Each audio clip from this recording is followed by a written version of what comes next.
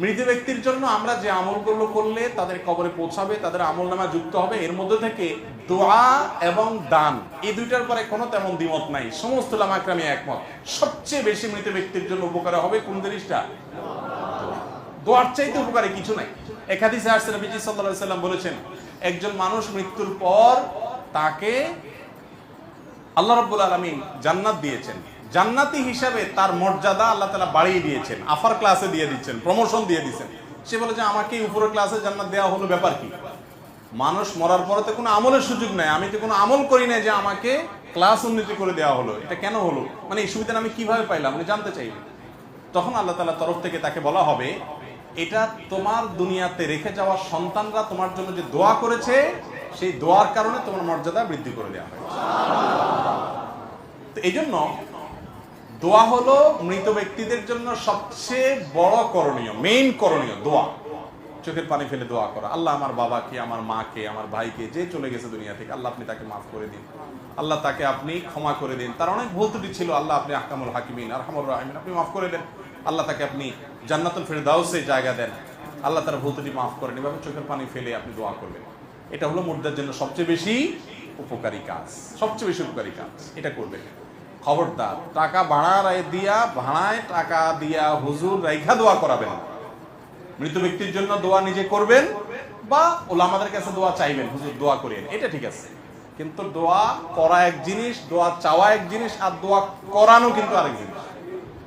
দোয়া করতে পয়সা লাগে না, চাইতেও, কিন্তু করাইতে কি কি লাগে? আগরবাতি লাগবে, আপনার মিষ্টির প্যাকেট লাগবে, হুজুরের হাদিয়া লাগবে, একটা বাজেট লাগবে, তাই না? কিন্তু দোয়া করতেও মৃত ব্যক্তির জন্য দোয়া করাইয়া বিনিময় দিয়ে দোয়া করাবেন, এটা জায়েজ, এটা করাবেন না। তো মৃত ব্যক্তির জন্য দোয়া করবে, এটা অনেক বেশি উপকারী। নবী করিম সাল্লাল্লাহু আলাইহি সাল্লাম বলেছেন, মানুষ মারা যাওয়ার পরে সব আমল বন্ধ হয়ে যায়, তবে তিনটা আমল খোলা থাকে। এর ভিতরে একটা হলো আও ওয়ালাদুন সালিহ ইয়াদউ লাহু, নেক সন্তান যদি বাপ মার জন্য কি করে? দোয়া করে। এজন্য তাদের জন্য ক্ষমা প্রার্থনা, ইস্তেগফার এবং দোয়া করবেন, এক।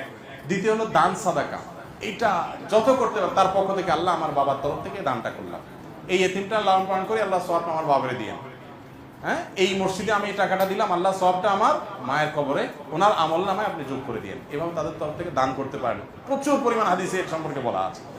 এছাড়া হজমরাও আপনি মুর্দাদের তরফ থেকে করতে পারেন। বহু হাদিসে আসছে এরকম। নবী করিম সাল্লাল্লাহু আলাইহি ওয়াসাল্লাম সাহাবীরা জিজ্ঞেস করছে, ইয়া রাসূলুল্লাহ, আমার মা মারা গেছেন, হজ করতে পারেন না, আমি হজ করতে পারি কিনা? তখন বলেছেন, হ্যাঁ, তুমি তার তরফ থেকে হজ করো। হজমরা মৃত ব্যক্তির তরফ থেকে করা যায়।